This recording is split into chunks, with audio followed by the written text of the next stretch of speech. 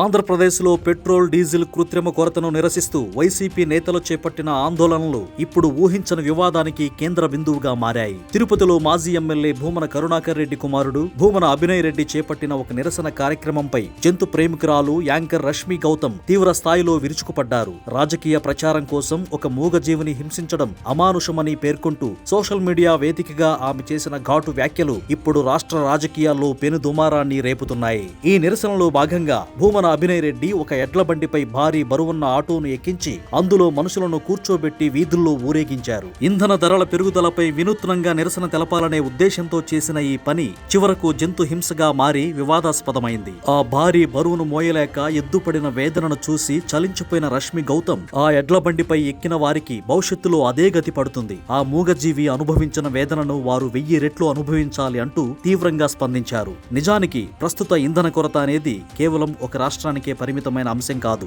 అంతర్జాతీయంగా నెలకొన్న యుద్ధ వాతావరణం, ఇంధన సంస్థల సరఫరా లోపాల వల్ల దేశవ్యాప్తంగా అనేక ప్రాంతాల్లో ఈ ఇబ్బందులు ఎదురవుతున్నాయి. అయితే ప్రతి అంశాన్ని రాజకీయ కోణంలో చూస్తూ ప్రజల దృష్టిని ఆకర్షించే క్రమంలో వైసీపీ నేతలు చేసిన ఈ అనాలోచిత ప్రయత్నం ఇప్పుడు పార్టీకి పెద్ద తలనొప్పిగా మారింది. Petha India, animal welfare board వంటి సంస్థలు ఈ ఘటనను సీరియస్ గా తీసుకుని బాధ్యులపై కఠిన చర్యలు తీసుకోవాలని రష్మి డిమాండ్ చేశారు. మొత్తానికి 2029 ఎన్నికలే లక్ష్యంగా ప్రభుత్వంపై పోరాటానికి సిద్ధమవుతున్న తరుణంలో వైసీపీకి ఈ ఎడ్లబండి నిరసన రివర్స్ అయిందని చెప్పొచ్చు. రష్మి గౌతమ్ నేరుగా భూమన అభినయ్ రెడ్డిని టార్గెట్ చేయడం, దానికి నెటిజన్ల నుండి భారీ మద్దతు లభించడంతో ఈ అంశం రాజకీయ రంగు పులుముకుంది. అటు రాజకీయ విశ్లేషకులు కూడా ఇలాంటి సున్నితమైన అంశాల్లో పద్ధతి మార్చుకోకపోతే ప్రజల్లో పార్టీ పట్ల ప్రతికూల భావన ఏర్పడే ప్రమాదం ఉందని హెచ్చరిస్తున్నారు.